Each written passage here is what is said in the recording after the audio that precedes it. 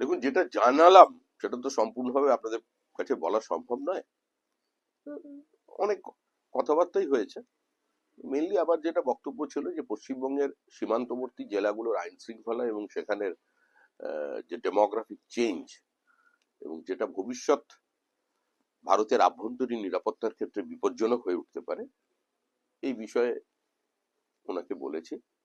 আর ওনাকে যেটা বলেছি সেটা তো আমি সেই ইস্যু তো আমি পাবলিকলি বলেই যাচ্ছি ধারাবাহিকভাবে, যেখানে কোনো কংগ্রেস, সিপিএম, বিজেপি, তৃণমূলের বিষয় নয়।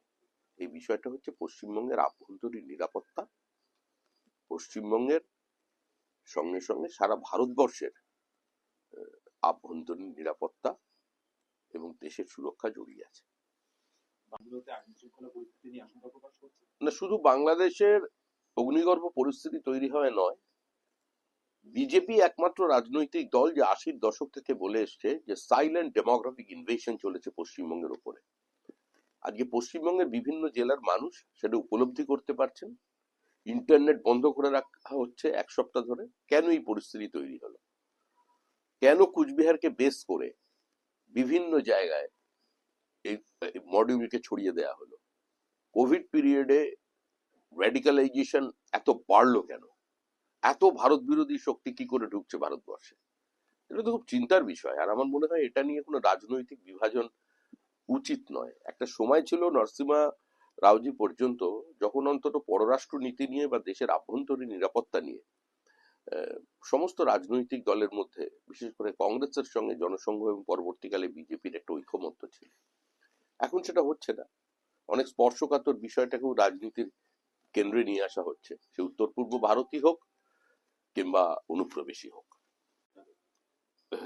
অমিত শাহজি যেটা বলেছেন সেটা তো আমার পক্ষে বলা সম্ভব নয়। আপনাদের বলতে পারলে আমি খুশি হতাম, কিন্তু পারছি না। আমি তো বললাম অমিতজি যা বলেছেন সেটা আমার পক্ষে বলা সম্ভব নয়। সদর্থক ব্যবস্থা অমিত শাহজি যখন জেনেছেন, তারও একটা তীক্ষ্ণ নজরদারি পুরো বিষয়টির উপরে আছে, তিনি দেখবেন। কতক্ষণ আলোচনা হলো আপনাদের মধ্যে? 10 মিনিট। আপনি কোনো ডকুমেন্টস কিছু তুলে দিয়েছেন ওনার হাতে? কোনো নথি তুলে দিয়েছেন ওনার হাতে? না না, কোনো নথির বিষয় নেই। আপনারা কিভাবে দেখছেন? দেখুন, ওখানে হিন্দুদের আগে বৌদ্ধ, খ্রিস্টান সবগুলো মিলিয়ে প্রায় 8-10টি বিভিন্ন ইউনিট ছিল। এখন সেটা দুটো সংখ্যায় এসে দাঁড়িয়েছে, সবাই দুটো ছাতার তলায় এসে গেছেন। এবং এই স্বামীজি, তিনি দুজনেরই মুখপত্র ছিলেন এবং তার বক্তব্য বাংলাদেশের মাটিতে দাঁড়িয়ে অত্যন্ত পরিষ্কার যে একজন হিন্দু, একজন বৌদ্ধ, একজন খ্রিস্টান বা একজন জৈন আর বাংলাদেশ ছেড়ে ভারতবর্ষে যাবে না। আমরা যদি সবাই ভারতে চলে যাবার চেষ্টা করি, সেটা শুধু ভারতবর্ষের আর্থসামাজিক বিপর্যয় ডেকে আনবে, এটাই শুধু নয়, আজকে 4007 কিলোমিটারের যেটা বর্ডার আছে বাংলাদেশের সঙ্গে আমাদের, ভারতের, তাহলে সেটা একটা অন্য শত্রুর হাতে চলে যাবে এবং সেটা ভারতবর্ষেরই ক্ষতি হবে, আমাদের নিরাপত্তা বিঘ্নিত হবে। এই কথাটা স্পষ্টভাবে এই স্বামীজি বারবার বলেছেন এবং নিঃসন্দেহে তিনি যেভাবে আর্ত মানুষের পাশে দাঁড়িয়েছেন, যেভাবে আক্রান্তদের জন্য নিজের চোখের জল ফেলেছেন, দুর্ভাগ্যের বিষয় এটাই, পশ্চিমবঙ্গের মতো রাজ্যে, যেখানে ইথিওপিয়ায় মার্কিনী অবরোধ নিয়ে টালা থেকে টালিগঞ্জ পর্যন্ত পদযাত্রা হয়, যেখানে গাজা স্ট্রিপে ইসরায়েলের হানাগুনার কারণে এখানে রাস্তায় মিছিল বেরোয়, আজকে বাংলাদেশ নিয়ে কেউ কোনো কথা বললেন না। আরো দুর্ভাগ্যের বিষয় হলো, বাংলাদেশ কমিউনিস্ট পার্টির নেতা প্রথম গুলিবিদ্ধ হওয়ার পরেও পশ্চিমবঙ্গ, এমনকি এখানের সিপিআইএম হেডকোয়ার্টার থেকে বা কমিউনিস্ট পার্টির হেডকোয়ার্টার থেকে একটা বিবৃতি কেউ প্রকাশ করলেন না, একটা নিন্দাজনক প্রস্তাব কেউ নিলেন না। আজকে রাস্তায়, কলকাতার রাস্তায় কোনো মিছিল নেই। ওপারে যে ঘোষ, দত্ত, মিত্র, গুহ, ঠাকুরদা, আগরওয়াল, গুপ্তা আছেন, ওখানে যারা বুদ্ধিস্ট চাকমা আছেন, ওপারে যারা আমাদের রাজবংশী আছে, ওপারে যারা মতুয়া আছে, তারা আমাদের রক্ত, তারা আমাদের ভাই, এটা আমরা ভুলে গেছি। আমার সঙ্গে যদি সংগঠনের বিষয় নিয়ে অমিত শাহের কোনো কথা হয়ে থাকে, সেটা আমি আপনাদের বলবো না। তৃণমূল এবং দুর্নীতি তো সমার্থক শব্দ।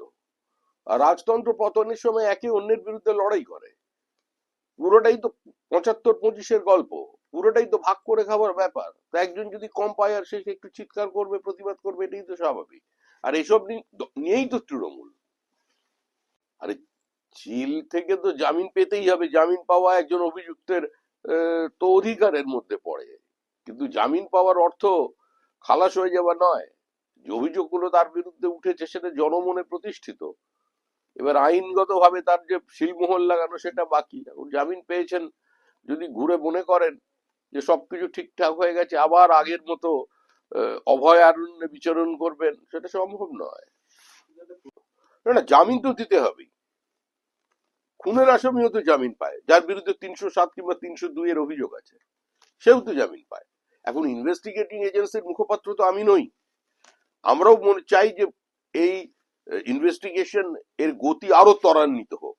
মানুষ প্রকৃত অপরাধীদের দেখতে চাইছে, কারণ আমরা যাদের এখন পর্যন্ত গ্রেপ্তার হতে দেখেছি তারা ৫ পয়সা, ১০ পয়সা, ১৫ পয়সার এজেন্ট, কিন্তু আসল রুই কাতলা বড় মাথা সে তারা কোথায়? এটা তো মানুষেরও প্রশ্ন, আমাদেরও প্রশ্ন।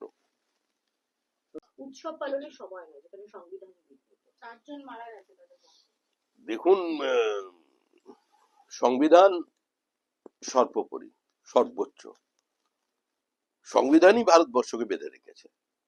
সংবিধানই আমাদের জীবনের প্রত্যেকটা মৌলিক অধিকার, আমাদের জীবনের প্রত্যেকটা পদক্ষেপ নিয়ন্ত্রণ করছে। তার প্রতি সকলেরই শ্রদ্ধা থাকা উচিত। সংবিধান পকেটে করে নিয়ে ঘোরার জিনিস নয়। সংবিধানের দিনটাকে কোনো রাজনৈতিক মঞ্চ বানানো ঠিক নয়, বিতর্কও তৈরি নয়। এটা সম্পূর্ণ হৃদয়ের বিষয়। আমার মনে হয় তাদের এই সিদ্ধান্ত দুর্ভাগ্যজনক। এটা আমার এখতিয়ার বহির্ভূত। উপরাষ্ট্রপতি বলেছেন, আমাদের রাষ্ট্রপতি ভাষণ দিয়েছেন, বাদবাকি সবাই শ্রোতা হিসেবে সেখানে উপস্থিত ছিলেন। প্রধানমন্ত্রী ছিলেন, রাজ্যসভার নেতা জগৎ প্রকাশ নাড্ডা ছিলেন, বিরোধী দলনেতা রাহুল গান্ধী ছিলেন, মল্লিকার্জুন খাড়গে ছিলেন রাজ্যসভার নেতা। তো সবাই তো ছিলেন। একটা আনন্দঘন মুহূর্ত, ঐতিহাসিক দিন। কিন্তু আজকে এই সমাজবাদী পার্টি এই ইয়ে বাতিল করেছে, তারা বলছে